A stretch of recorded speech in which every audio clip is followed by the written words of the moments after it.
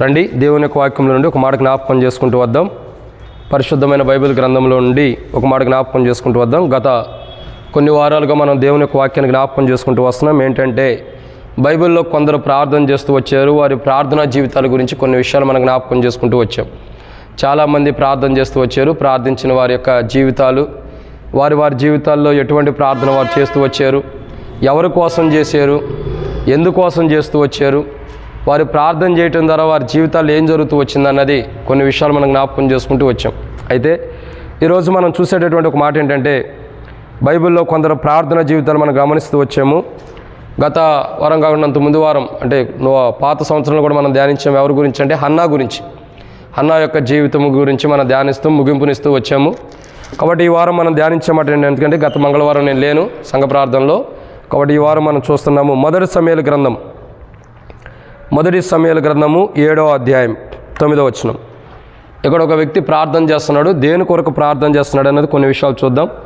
మొదటి సమూయేలు గ్రంథము 7వ అధ్యాయము 9వ వచనం. సమూయేలు పాలు విడవని ఒక గొర్రె పిల్లను తెచ్చి యెహోవాకు సర్వాంగ బలిగా అర్పించి ఇశ్రాయేలీయుల పక్షమున యెహోవాను ప్రార్థన చేయగా యెహోవా అతని ప్రార్థన అంగీకరించెను. కాబట్టి దేవుని యొక్క వాక్యం చెప్పేటటువంటి మాట ఏంటంటే సమూయేలు అనే వ్యక్తి దేవుని సన్నిధిలో ప్రార్థించగా దేవుడు సమూయేలు యొక్క ప్రార్థన విన్న అనుభవాన్ని మనం చూస్తూ వస్తున్నాం. సమూయేలు యొక్క ప్రార్థనని దేవుడు వింటూ వస్తున్నాడు. ఈరోజు మనం అర్థం చేసుకోవాల్సిన ఒక విషయం ఏంటంటే ప్రతి మనిషిని కూడా మనం ప్రార్థన చేస్తాం. మనకున్న అవసరతలను బట్టి, మనకున్న అక్కర్లను బట్టి, మనకున్న ఏదో బలహీనతలను బట్టి, అనారోగ్యాలను బట్టి, అవసరతలను బట్టి మనం ప్రార్థన చేస్తాం. దేవుడు ఖచ్చితంగా ప్రార్థన వింటాడు. ఎప్పుడు మనం చేసే ప్రార్థన వింటాడంటే దాంట్లో కొన్ని విషయాలు ఇక్కడ రాయబడుతూ వచ్చినాయి. ఏమనంటే దేవుడు మన ప్రార్థన వినాలంటే మనం చేసే ప్రార్థన విని, అంటే మనం ఏ కష్టంలో ఉండా, ఏ బాధలు ఉండా, ఏ బలహీనతలు ఉండా, ఏ అవసరతలు ఉండా, ఏ అక్కర్లో ఉండా, వాటి నుండి మనం విడుదల పొందే అనుభవంలోకి రావాలంటే, ఒక రకంగా చెప్పాలంటే దేవుని ద్వారా మనం ప్రార్థన చేసి సహాయం పొందాలంటే మనం ఏం చేయాలంటే కొన్ని విషయాలు ఇక్కడ బైబిల్లో ఉన్నాయి. ఏంటంటే మొట్టమొదటి మాట, సమూయేలు పాలు విడవని ఒక గొర్రె పిల్లను తెచ్చి యెహోవాకు సర్వాంగ బలిగా అర్పించాను. కానీ మొట్టమొదటి చేయాల్సింది ఏంటంటే దేవుని సన్నిధిలో దేవుడు మన ప్రార్థన వినాలంటే, దేవుని సన్నిధిలో దేవుడు మన ప్రార్థన విని సమాధానం ఇవ్వాలంటే మనం చేయాల్సిన మొట్టమొదటి కార్యం ఏంటంటే బలి అర్పించాలి. ఏం బలి అర్పించాలి? కాబట్టి దేవుని యొక్క వాక్యాన్ని చెప్పిన మాట ఏంటంటే మన యొక్క జీవితంలో దేవుడు మన ప్రార్థన వినాలంటే, దేవుడు మన మొర వినాలంటే, మనం చేసే ప్రార్థనని దేవుడు ఇష్టపూర్వకంగా వినాలంటే మనం ఏం చేయాలంటే బలి అర్పించాలి. చాలామంది అనుకుంటారు బలి అని అంటే అర్థం ఏంటంటే, బలి అంటే అర్థం ఏంటి? ఏదో ఒక మేక పిల్లనో, గొర్రె పిల్లనో, లేదంటే ఇంకొక ఏదో పావురి పిల్లనో, దేంటో దాంట్లో జంతువుని తీసుకొచ్చి బలి అర్పిస్తే సరిపోయిద్దని మనం అనుకుంటాం.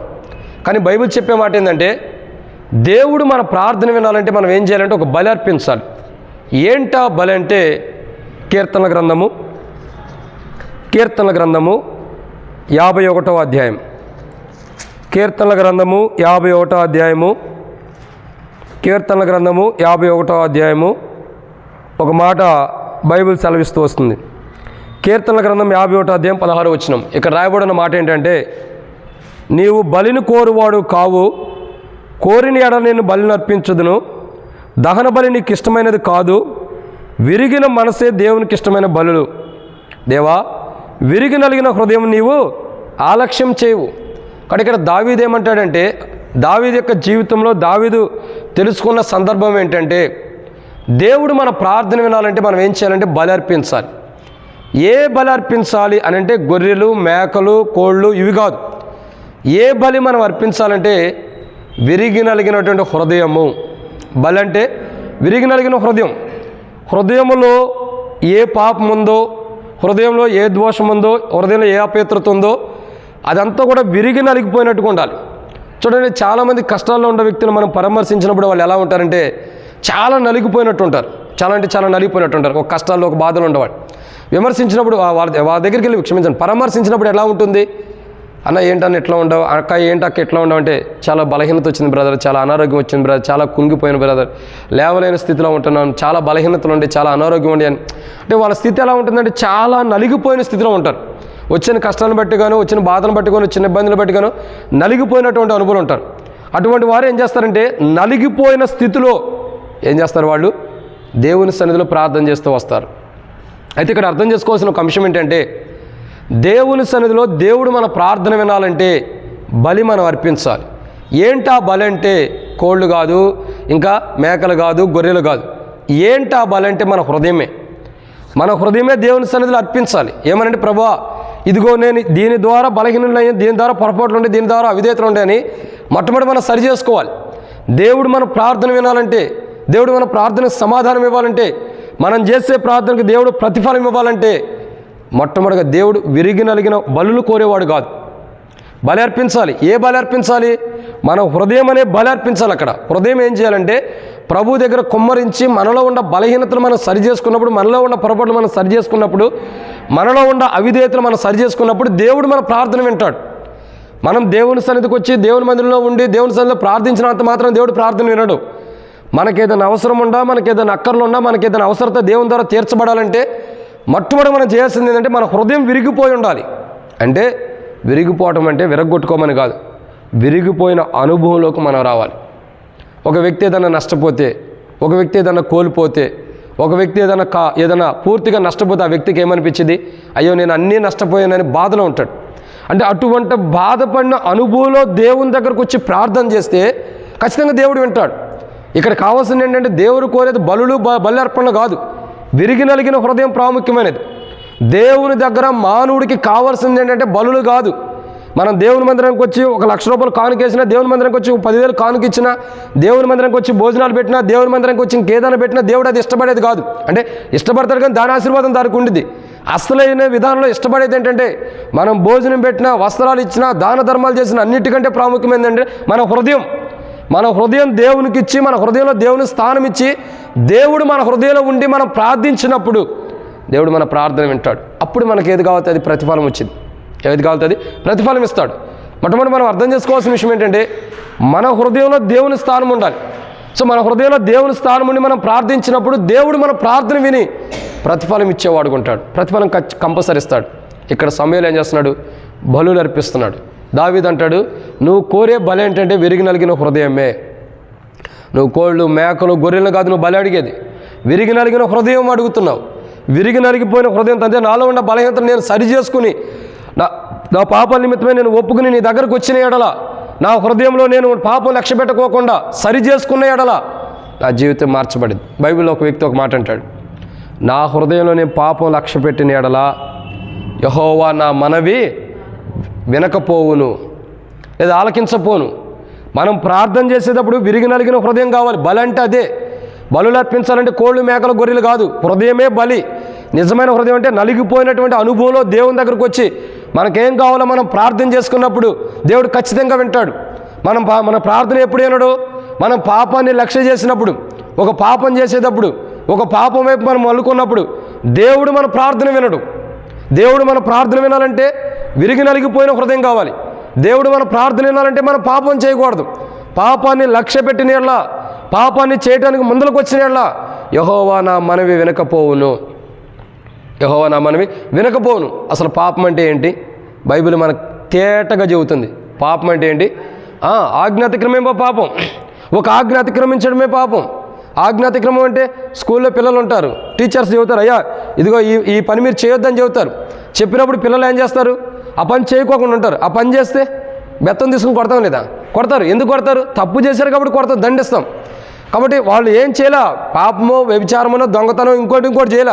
వాళ్ళు చేసింది ఏంటి? చెప్పిన మాట వినకపోవడమే వాళ్ళు చేసిన తప్పు. ఒక టీచర్గా మనం చెప్పినప్పుడు మా గీత దాటి వాళ్ళు ముందలకెళ్ళటమే తప్పు. ఏదైతే తప్పు చేసి ముందలకెళ్ళారో వాళ్ళు పెద్ద పెద్ద పాపాలు ఏం చేయాల? దొంగతనం చేయాలి, ఇంకోటి తప్పులు చేయాల. వాళ్ళు చేసింది ఏంటి? జస్ట్ చెప్పిన మాట, టీచర్ చెప్పిన మాట కాదని ముందరకెళ్ళారు. అది చేయొద్దని టీచర్ చెప్పాడు, అది చేశారు. దాన్ని బట్టి ఏమైంది? దెబ్బలు పడతాయి లేదా?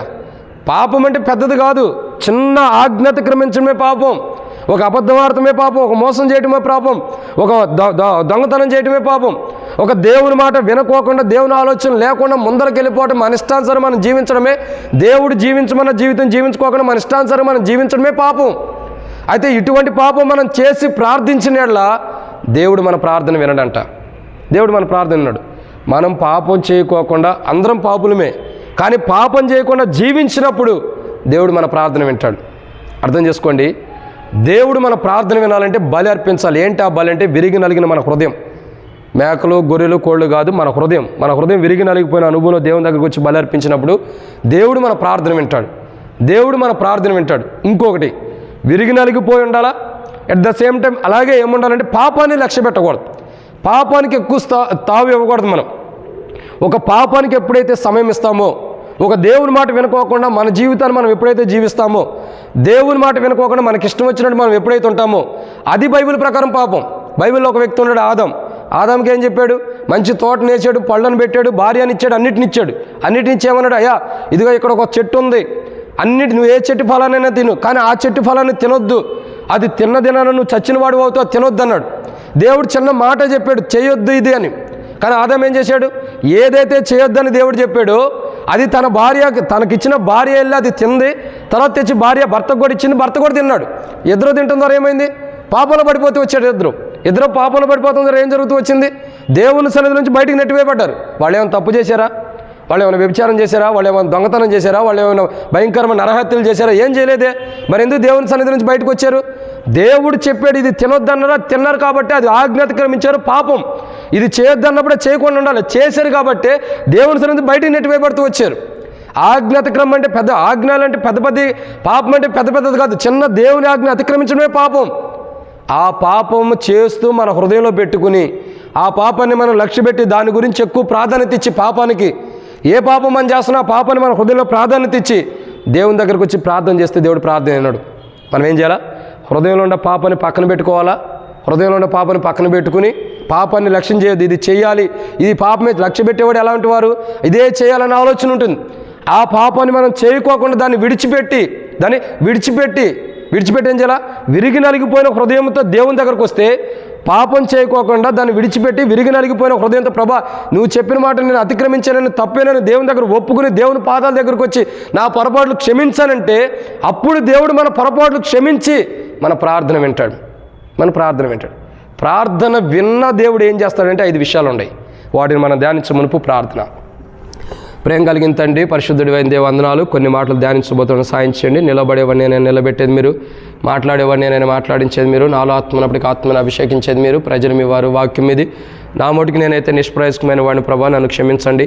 దాసుడు యజమానుడి వైపు, దాసురాలు యజమానుల వైపు చూపిస్తున్నట్లు మా కళ్ళు మీ వైపు వీక్షిస్తున్న సహాయం అనుగ్రహించండి. ఈ దినమున ప్రభా ఇప్పటి వరకు మీరు నడిపించారు, సత్య సువార్తలు మీరు తోడుగుండారు. ఇప్పటి నుండి ఎక్కువ ప్రభా మరి ఈ యొక్క సంఘ ప్రార్థన నిమిత్తమే మీరే నడిపించండి. మీ వాక్య వెలుగులో మమ్మల్ని నడిపించండి. ఇప్పుడు దాకా ప్రభావ మీరు తోడుకున్న ఈ కోడికలు అన్నింటిని బట్టి మీకు స్తోత్రాలు. ఈ దినం ఎంతో తోడుకుంటూ వచ్చారు. అందులో ఈ కోడికని దీవించమని నాతో మీరు మాట్లాడండి. మా ప్రార్థన మీరు ఆలకిస్తే మీరు ఏం చేస్తారో మేము తెలుసుకొని దాని ప్రకారం ప్రార్థించే వరకు సిద్ధపరచమని, మా బలహీనతలు క్షమించమని ప్రభు యేసుక్రీస్తు నామం పేరటి శ్వాసంతో వచ్చిన ప్రజలందరిని బట్టి స్తోత్రాలు.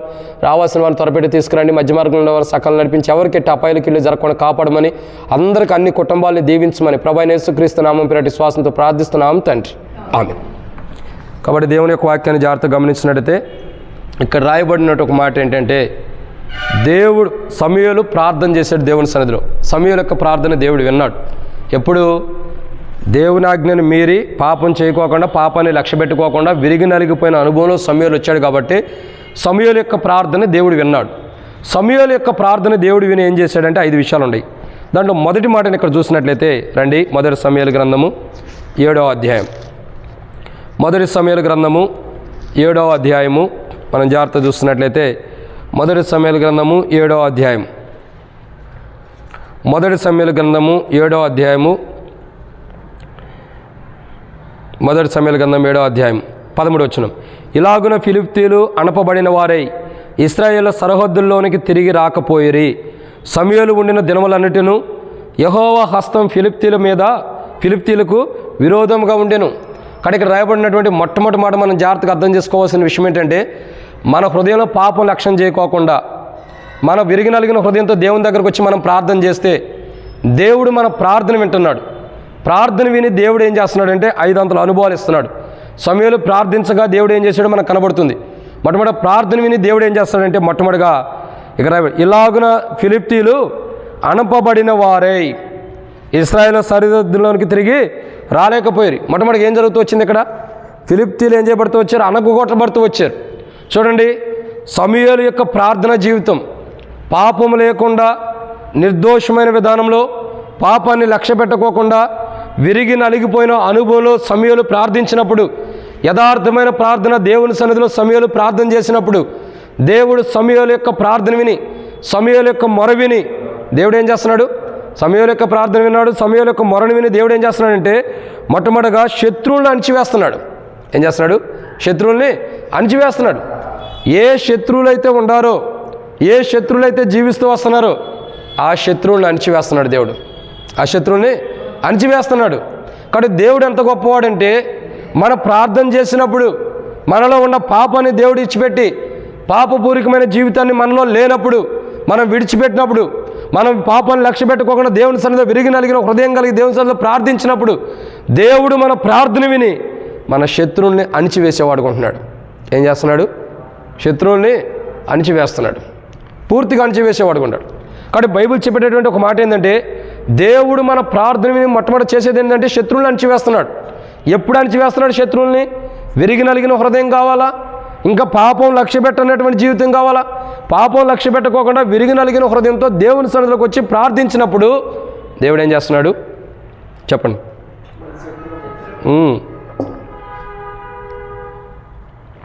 ఫిలిప్తీలందరూ కూడా ఇశ్రాయేలుకి విరోధంగా ఇశ్రాయేల్ కొరకు వస్తున్నారు.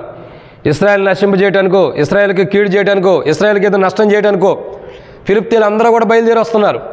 ఫిలిప్తీలందరూ బయలుదేరి వస్తుంటే సమూయేలు ఏం చేశాడు? విరిగి నలిగిన హృదయంతో నువ్వు ఇంకేం చూడొద్దక్క, వెళ్ళాల్సిన సువార్త అయిపోయింది, మేము అనుకుంటామే, అందుకే సువార్త ఎక్కువసేపు చెప్పింది. కాబట్టి ఎలా ఉంటుంది? విరిగి నలిగిన హృదయంతో దేవుని సన్నిధిలో ప్రార్థించినప్పుడు సమూయేలు విరిగి నలిగిన హృదయంతో ప్రార్థన చేశాడు.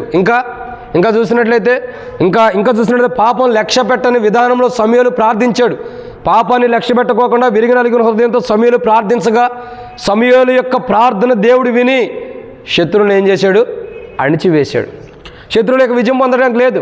ఏం చేశాడు? అణిచివేశాడు పూర్తిగా.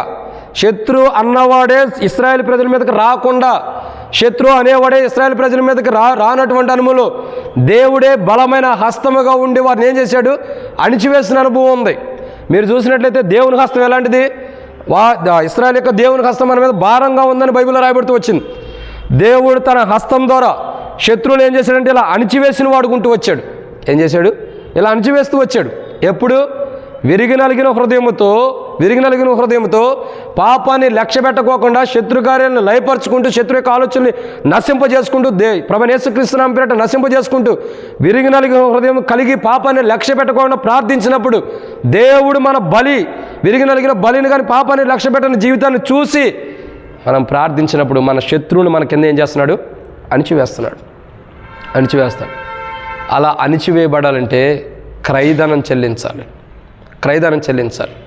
ఒక శత్రువు అణిచివేయబడాలంటే, మనల్ని హింసించేవారు, మనల్ని బాధపరిచే అనుభవంలో ఉన్నటువంటి శత్రువు అణిచివేయబడాలంటే విరిగి నలిగినటువంటి హృదయం ప్రాముఖ్యమైనది. ఎంతైతే విరిగి నలిగిన హృదయంతో మనం దేవుని సన్నిధిలో పాపాన్ని లక్ష్య పెట్టుకోకుండా ప్రార్థన చేస్తామో అప్పుడు దేవుడు మన ప్రార్థన విని ఫిలిప్తీయులను ఏం చేశాడు? దేవుడు అణిచివేసినట్లు శత్రువులను అణిచివేస్తాడు. ఇది మొదటిది. రెండవదిగా చూసినట్టయితే మొదటి సమూయేలు గ్రంథము 7వ అధ్యాయం, 13వ వచనం. ఇలాగున ఫిలిప్తీయులు అనపబడిన వారై ఇశ్రాయేలు సరిహద్దుల్లోనికి తిరిగి రాక ఆగిపోయిరి. సమూయేలు ఉండిన దినములన్నిటిని యెహోవా హస్తం ఫిలిప్తీయులకు విరోధంగా ఉండెను. ఇక్కడ రెండో మాట మనం చూస్తున్న మాట ఏంటంటే ఫిలిప్తీయులకి ఎలా ఉంది? దేవునికి హస్తం విరోధంగా ఉంటూ వచ్చింది. ఎవరికి? ఫిలిప్తీయులకి. ఎందుకు? ఇశ్రాయేల్ ప్రజలకి నష్టం చేయాలనుకున్నారు, ఇశ్రాయేల్ ప్రజలతో యుద్ధం చేయాలనుకున్నారు. కాబట్టి దేవుడే ఇశ్రాయేల్ పక్షమున యెహోవా సమూయేలు చేసిన ప్రార్థన విని దేవుడే ఇశ్రాయేల్ పక్షాన్ని యుద్ధం చేసేవాడుకుంటూ వస్తున్నాడు. చేపట్టం ద్వారా ఫిలిప్తీయులు కోటమి పాలు వస్తున్నప్పుడు ఫిలిప్తీయులు ఎలా ఉండారంటే దేవుని హస్తం ఫిలిప్తీయులకు విరోధంగా ఉంది. అందుకే బైబిల్లో ఒక మాట రాయబడుతూ వచ్చింది. యెషయా గ్రంథం చూసినట్టయితే నీకు విరోధంగా రూపింపబడిన ఏ ఆయుధమును వర్ధిల్లదు. చూడండి, ఇప్పటికి ఫిలిప్తీయులకి దేవుని హస్తం విరోధంగా ఉన్నప్పుడు ఫిలిప్తీయులు వర్ధిల్లగలుగుతారా? ఫిలిప్తీయులు అభివృద్ధి కలుగుతారా? లేదు. ఎందుకంటే సమూయేలు చేసిన ప్రార్థన లాంటిది. సమూయేలు బలర్పించిన ప్రార్థన, విరిగి నలిగిన హృదయంతో బలర్పించిన ప్రార్థన, పాపాన్ని లక్ష్య పెట్టుకోకుండా చేసిన ప్రార్థన దేవుడు విని ఇశ్రాయేలు పక్షమున దేవుడు తన హస్తమును ఫిలిష్తీయులకు విరోధంగా పెట్టాడంటే నిజంగా సమూయేలు యొక్క ప్రార్థన ఎంత గొప్పదో ఆలోచించండి. ఎంత గొప్ప ప్రార్థన సమూయేలు చేశాడు. సమూయేలు విరిగి నలిగిన హృదయంతో, పాపాన్ని లక్ష్య పెట్టకుండా విరిగి నలిగిన హృదయంతో సమూయేలు ప్రార్థన చేయగా దేవుడు సమూయేలు యొక్క ప్రార్థన విని మొట్టమొదటిగా ఇశ్రాయేల్ మీదకి ఫిలిష్తీయులు రాకుండా అణిచివేస్తూ వచ్చాడు. రెండోదిగా చూసినట్టయితే ఫిలిష్తీయులకే దేవుని యొక్క హస్తం విరోధంగా పెడుతూ వచ్చాడు. అందుకంటాడు కదా, నీకు విరోధంగా రూపబడిన ఏ ఆయుధమును వర్ధిల్లదు. దేవునికి విరోధంగా ఫిలిష్తీయులు ఉన్నప్పుడు కూడా దేవునికి విరోధంగా ఫిలిష్తీయులు వర్ధిల్లకోకుండా దేవుడు చేస్తున్నాడు. ఎందుకంటే వారి జీవితంలో దేవుడే వారికి దేవుని హస్తాన్ని ఏం చేస్తున్నాడు, వారికి విరోధంగా పెట్టడం ద్వారా ఫిలిష్తీయులు దేవుడు ఇశ్రాయేల్ ప్రజలకు ఏ కీడు చేయలేకపోతున్నారు. కారణం ఏంటంటే దేవుడు తన హస్తాన్ని ఫిలిష్తీయులకు విరోధంగా పెడతానికి గల కారణము సమూయేలు చేసిన ప్రార్థన. పాపాన్ని లక్ష్య పెట్టుకోకుండా విరిగి నలిగిన హృదయంతో సమూయేలు చేసినటువంటి ప్రార్థన దేవుని సన్నిధిలో చేరింది. ఎక్కడ చేరింది? దేవుని సన్నిధిలోకి. విరిగి నలిగినటువంటి హృదయంతో చేసిన ప్రార్థన దేవుని సన్నిధిలో చేరటం ద్వారా దేవుడు సమూయేలు యొక్క ప్రార్థన, సమూయేలు బలర్పించిన విధానం, విరిగి నలిగిపోయిన విధానంలో సమూయేలు హృదయం ద్వారా బలర్పించిన విధానం, పాపాన్ని లక్ష్య పెట్టకోకుండా విరిగి నలిగిన హృదయంతో సమూయేలు బలర్పించిన విధానాన్ని, సమూయేలు యొక్క విధానాన్ని దేవుడు చూసి ఒక చైరేను, ఈ చైర్ తీసుకోండి. కాబట్టి విరిగి నలిగిపోయినటువంటి హృదయాన్ని చూసి, విరిగి నలిగిపోయిన హృదయంలో సమూయేలు ఎటువంటి బలి అర్పించిన అనుభవంలో ప్రార్థన చేస్తూ వచ్చాడు. తన ప్రార్థన దేవుడు విని విరిగి నలిగిపోయిన హృదయంతో దేవుని సన్నిధిలో పాపం చేయకోకుండా, పాపాన్ని లక్ష్య పెట్టుకోకుండా ప్రార్థన చేసినప్పుడు మన శత్రువులను దేవుడు అణిచివేస్తున్నాడు. రెండోదిగా చూసినట్లయితే మనలో పాపం లేకుండా విరిగి నలిగిన హృదయంతో మనం ప్రార్థన చేస్తే రెండోదిగా జరిగేది ఏంటంటే దేవుని హస్తం ఫిలిష్తీయులకు విరోధంగా ఉంటుంది. ఎలా ఉంటుంది? ఇశ్రాయేలు మీదకి సమీపించలేకపోతున్నారు, ఇశ్రాయేలు దగ్గర శత్రువులు రాలేకపోతున్నారు, దుష్టులకు సమయం ఇవ్వలేకపోతూ వస్తున్నారు. ఫిలిష్తీయుల జీవితంలో సమూయేలు బ్రతికున్నంత కాలం దేవుని హస్తం సమూయేలు బ్రతికున్నంత కాలం ఫిలిష్తీయులకి దేవుని హస్తం విరోధంగానే ఉంటూ వచ్చిందంట.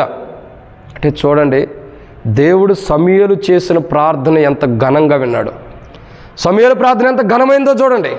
సమూయేలు చేసిన ప్రార్థన ఎంత ఘనమైనదో, సమూయేలు ప్రార్థనలో ఎంత ఘనమైన విధానం ఉందో. సమూయేలు చేసిన ప్రార్థన దేవుడు విని, సమూయేలు యొక్క ప్రార్థనలో దేవుని ఉద్దేశం ఉంది కాబట్టి సమూయేలు చేసిన ప్రార్థన దేవుడు విని ఫిలిష్తీయులకు విరోధంగా తన హస్తాన్ని నిలిపేస్తూ వచ్చాడు. ఎన్ని రోజులు? ఒక రోజు కాదు, 2 రోజులు కాదు, 3 రోజులు కాదు, ఎన్ని రోజులు?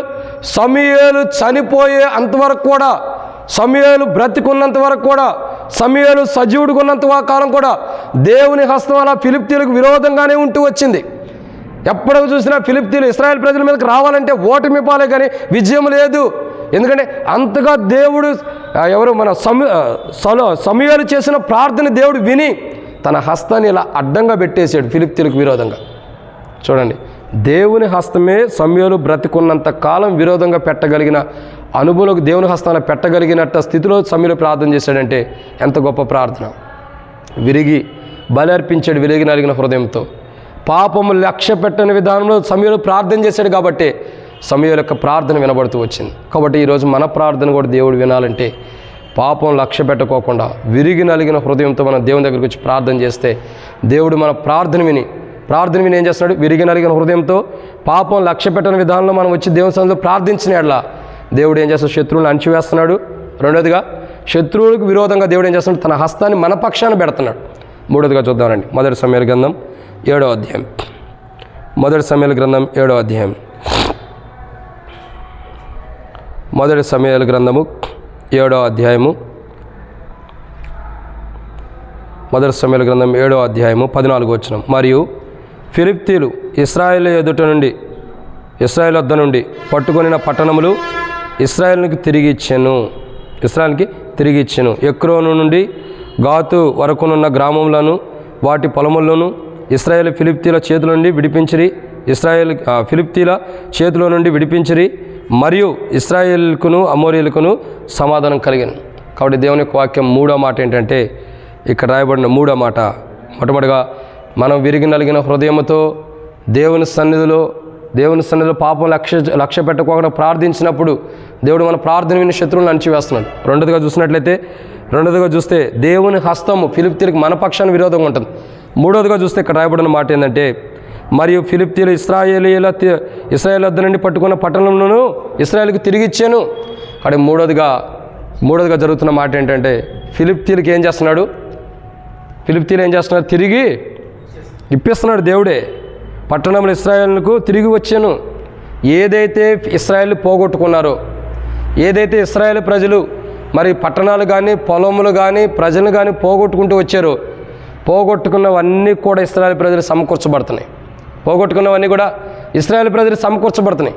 ఇశ్రాయేలు ప్రజలు ఏవి పోగొట్టుకుంటూ వచ్చారో, ఏవి నష్టపోతూ వచ్చారో, ఏవి కోల్పోతూ వచ్చారో, ఏవైతే పోగొట్టుకుంటూ వచ్చారో, కోల్పోయినాయి, నష్టపోయినాయి, పోగొట్టుకున్నవి సమస్తాన్ని కూడా దేవుడు మరలా తిరిగి రప్పిస్తున్నాడు. తిరిగి వారికి ఇప్పించేటట్టు చేస్తున్నాడు. వారి ఏదో తిరిగి వచ్చిన ఇశ్రాయేలుకి తిరిగి వచ్చాను. కాబట్టి ఏవైతే కోల్పోతూ వచ్చాడో అవన్నిటిని దేవుడు తిరిగి సమకూరుస్తున్నాడు. నష్టపోయిన ప్రతి దాన్ని కూడా దేవుడు తిరిగి సమకూరుస్తున్నాడు. కోల్పోయిన ప్రతి దాన్ని దేవుడు సమకూరుస్తున్నాడు. ఏదైతే మనం పోగొట్టుకుంటున్నామో పోగొట్టుకునే ప్రతి దాన్ని కూడా దేవుడు తిరిగి సమకూరుస్తూ వస్తున్నాడు. ఎప్పుడంటే విరిగి నలిగిన హృదయం, ఇంకా చెప్పాలంటే పాపాన్ని లక్ష్య పెట్టుకోకుండా విరిగి నలిగిన హృదయం ఎప్పుడైతే మనం కలిగి ఉంటామో మనం పోగొట్టుకున్న ప్రతి దాన్ని తిరిగి సమకూర్చుకోగలుగుతాం. ఏవైతే మనం పోగొట్టుకుంటున్నామో, ఏవైతే పోగొట్టుకుంటూ వస్తున్నామో, ఏవైతే మనం నష్టపోతూ వచ్చామో, అది విశ్వాస జీవితం అవ్వచ్చు, కుటుంబ జీవితం అవ్వచ్చు, వ్యక్తిగతంగా అవ్వచ్చు, ఇంకా మన యొక్క విశ్వాస జీవితం అవ్వచ్చు, సంఘం కావచ్చు, ఏవైతే మనం పోగొట్టుకున్నా అవన్నీ తిరిగి సమకూర్చుకోవాలంటే మనం పాపాన్ని లక్ష్య పెట్టకుండా విరిగి నలిగిన హృదయంతో దేవుని సన్నిధికి వచ్చి ప్రార్థించినప్పుడు దేవుడు మనం కోల్పోయిన వాటన్నిటిని మరలా తిరిగిస్తున్నాడు. ఏవి కోల్పోయామో అవన్నీ దేవుడు తిరిగిస్తాడు. విశ్వాస జీవితమా, ప్రార్థనా జీవితమా, ప్రభుతుండే సహవాసమా, దేవుని సన్నిధి, ప్రత్యక్షత, దేవుని మహిమ, ఏవి మనం పోగొట్టుకున్నామో వాటన్నిటిని తిరిగి మనకిస్తాడు. అవే కాదు, ఇక మన కుటుంబ జీవితాల్లో, భౌతికమైన విధానాల్లో మనం ఏమైతే పోగొట్టుకుంటూ వచ్చామో, ఏవైతే నష్టపోతూ వచ్చామో, ఏవైతే మన చేతుల నుంచి చేజారిపోతూ వచ్చినాయో వాటన్నిటిని దేవుడు మరలా తిరిగి సమకూర్చగలిగిన కలిగినటువంటి సామర్థ్యాన్ని దేవుడు చూపిస్తూ వస్తున్నాడు. ఇశ్రాయేలుకి సమకూరుస్తున్నాడు. అట్టి రీతిలో దేవుడు మనకు సమకూర్చాలంటే మనం విరిగి నలిగిన హృదయంతో దేవుని సన్నిధికి వచ్చి ప్రార్థించాలి. పాపాన్ని లక్ష్య పెట్టుకోకుండా విరిగి నలిగిన హృదయంతో దేవుని సన్నిధిలోకి వచ్చి సమయంలాగా బలు అర్పించిన విధానంలో ప్రార్థిస్తే దేవుడు మన ప్రార్థన విని మొట్టమొదటిగా ఏం చేస్తాడు? మనం విరిగి నలిగిపోయిన హృదయంలో పాపం లక్ష్య పెట్టుకోకుండా వచ్చి ప్రార్థిస్తే శత్రువులను అణిచివేస్తాడు. 2, మన పక్షాన దేవుడు తన హస్తాన్ని ఫిలిప్తీయులకు విరోధంగా ఉంచినట్టు శత్రువులకు విరోధంగా ఉంచుతాడు. అంటే సాతాను మనలో ప్రవేశించకుండా చేస్తాడు. 3, తిరిగి వచ్చినాను అంటే ఏవైతే ఇశ్రాయేలు ప్రజలు కోల్పోయారో అవి తిరిగి దేవుడు సమకూర్చినట్టు మనం కోల్పోయిన వాటిని కూడా మనం మనకు సమకూరుస్తాడు దేవుడు. ఏవైతే మనం నష్టపోయిన వాటిని బట్టి దుఃఖంలో ఉన్నాము, బాధపడుతున్నాము, అయ్యో ఇది పోయిందని దేని బట్టి అయితే మనం దుఃఖిస్తున్నాము, ఇది దొరకలేదని దేని బట్టి అయితే బాధపడుతున్నాము, తిరిగి దాన్ని సమకూరుస్తాడు దేవుడు. మనదైతే మనకు ఖచ్చితంగా ఇస్తాడు దేవుడు.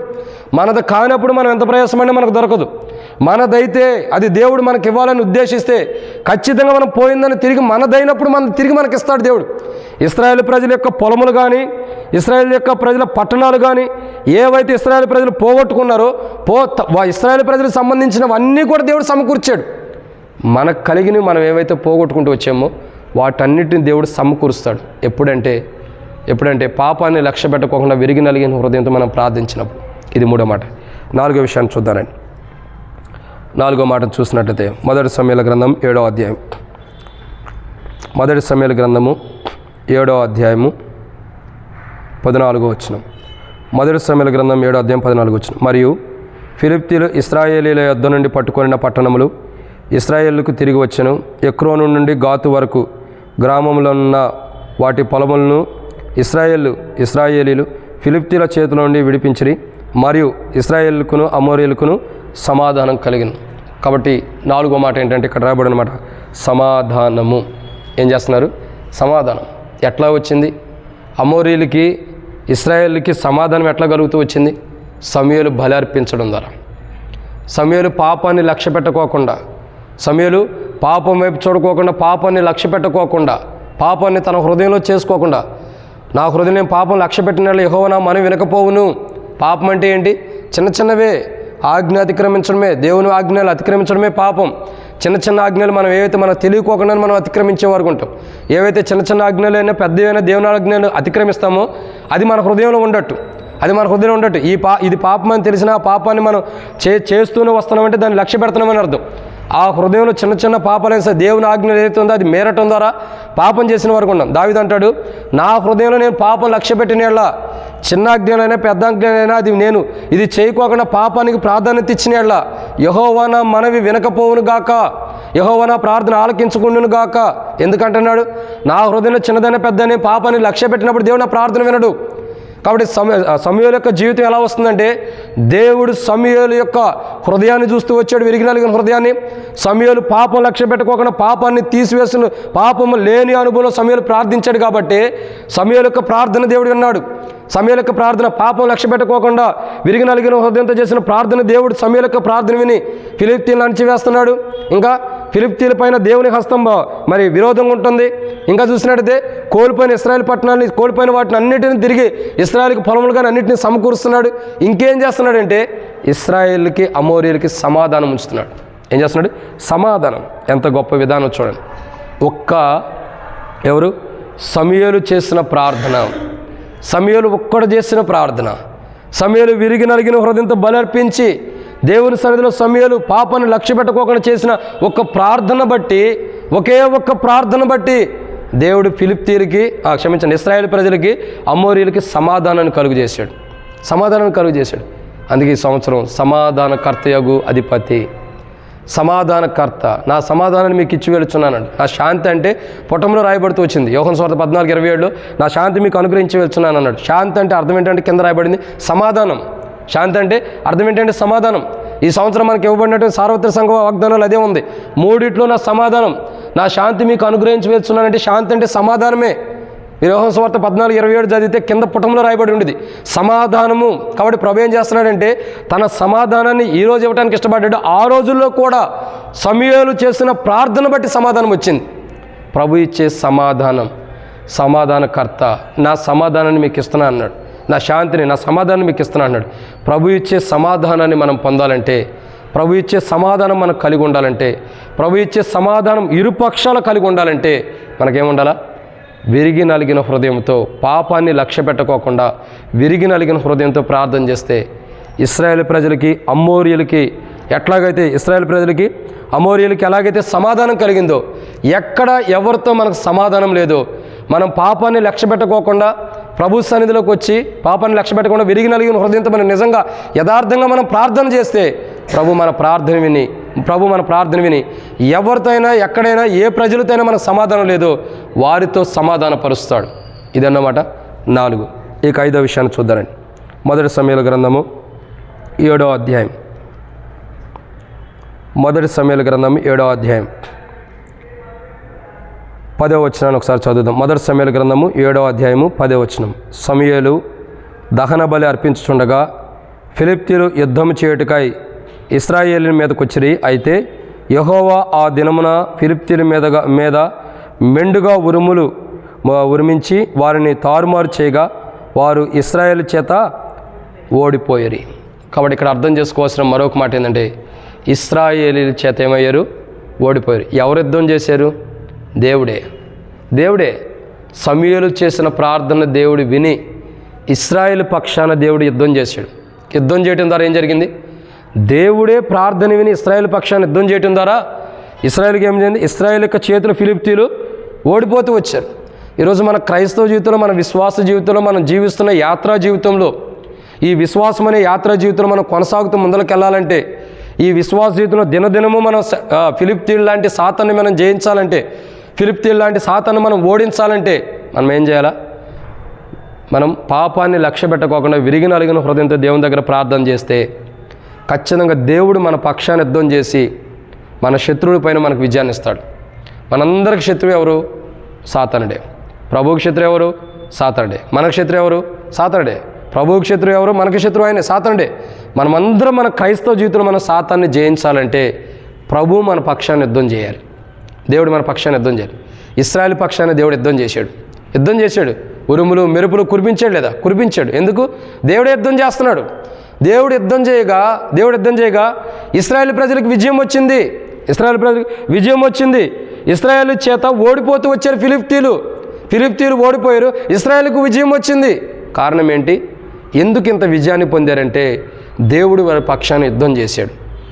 నిజంగా మనం పాపాన్ని లక్ష్య పెట్టకుండా, హృదయంలో చిన్న ఆజ్ఞైన పెద్ద ఆజ్ఞని మేరకోకుండా, లేదా పాపాన్ని ప్రాధాన్యత ఇవ్వకోకుండా, ఒక పాపాన్ని మనం లక్ష్య పెట్టకోకుండా విరిగి నలిగిన హృదయంతో మనం ప్రార్థన చేస్తే ఖచ్చితంగా దేవుడు మన పక్షాన యుద్ధం చేసి మనకేం చేస్తాడు? విజయాన్ని ఇస్తాడు. ఖచ్చితంగా విజయాన్ని ఇస్తాడు.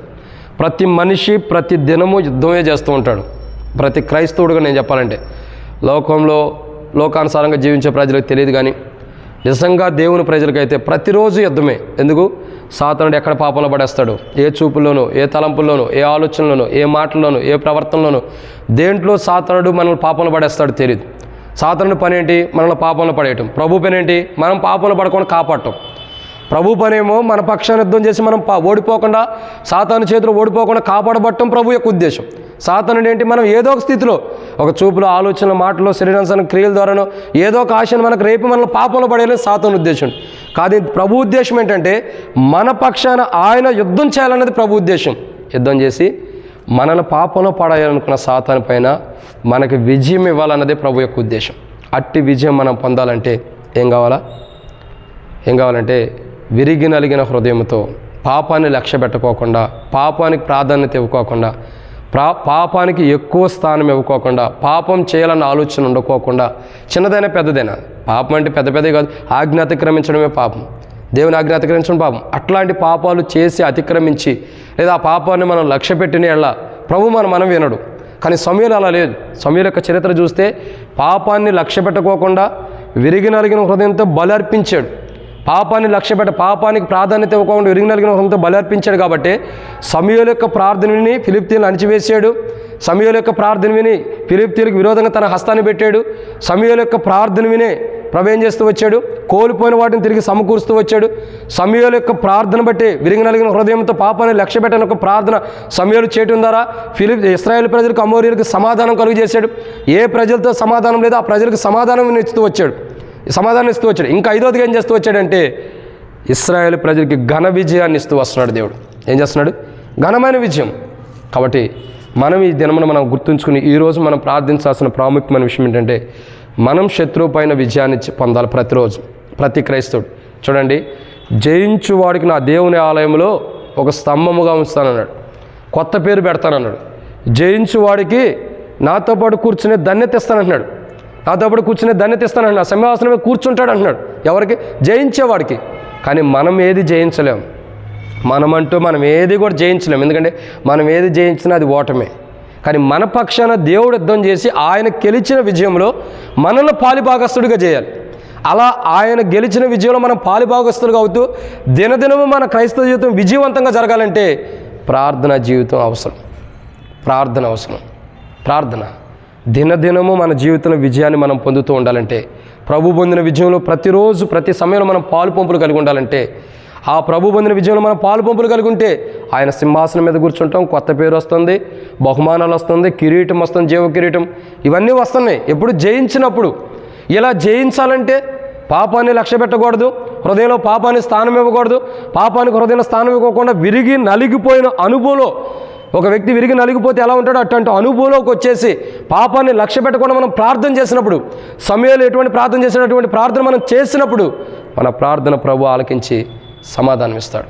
కాబట్టి అట్లు సమయాలు చేసినటువంటి ప్రార్థన మన జీవితంలో కూడా పాపాన్ని లక్ష్య పెట్టుకోకుండా విరిగి నలిగిన హృదయంతో, విరిగి నలిగిన హృదయంతో మనం సమయాలు లాంటి ప్రార్థన చేద్దాం. సమయాలు పాపానికి ఎక్కువ కాదు అసలు.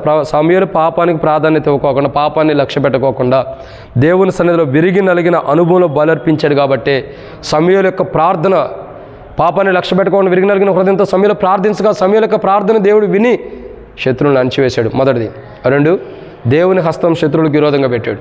3, ఏది కోల్పోయారో ఇశ్రాయేలు ప్రజలు తిరిగి వారికి సమకూర్చాడు. 4, సమాధానాన్ని కలుగు చేశారు. ఏ ప్రజలకి, ఏ మనుషుల మధ్యలో సమాధానం లేదు, ఆ ప్రజల మధ్యలో, ఆ మనుషుల మధ్యలో. 5వదిగా చూసినట్లయితే ఇశ్రాయేలు ప్రజలకు విజయాన్ని ఇచ్చాడు. విజయవంతమైన జీవితం ఉంది, జయించిన అనుభవం ఉంది. ఇటువంటి విజయవంతమైన జీవితం, ఇట్లాగ దేవుడు మన పక్షాన తన హస్తానికి అడ్డుగా పెట్టి విరోధంగా పెట్టిన జీవితం, కోల్పోయిన వాటిని సమకూర్చేది, సమాధానాన్ని తిరిగి వచ్చేది. ఇంకా చూసినట్టయితే ఇశ్రాయేలు మీదకి ఫిలిష్తీయులు రాకుండా దేవుడు ఎలా అణిచివేశాడు. శత్రుగార్యాలు మన మీద జరగకుండా, మనం మన కుటుంబం మీద, సంఘం మీద, మందిరం మీద జరగకుండా మనం అణిచివేయాలంటే విరిగి నలిగిన హృదయంతో పాపాన్ని లక్ష్య పెట్టకుండా ప్రార్థన చేద్దాం.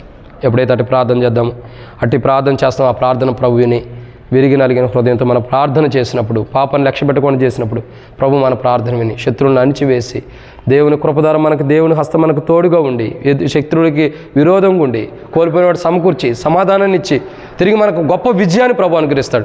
అట్టి విజయం ఇశ్రాయేలు ప్రజలకి సమూయేలు చేసిన ప్రార్థన ద్వారా వచ్చినట్లు మనం కూడా చేసే ప్రార్థన బట్టి మన ఇంటికి, మనకి, మన కుటుంబానికి, మందిరానికి, ఎల్షద్దైకి, అన్నిటికి కూడా ఒక గొప్ప విజయాన్ని సమూయేలుగా మనం ప్రార్థన చేద్దాం.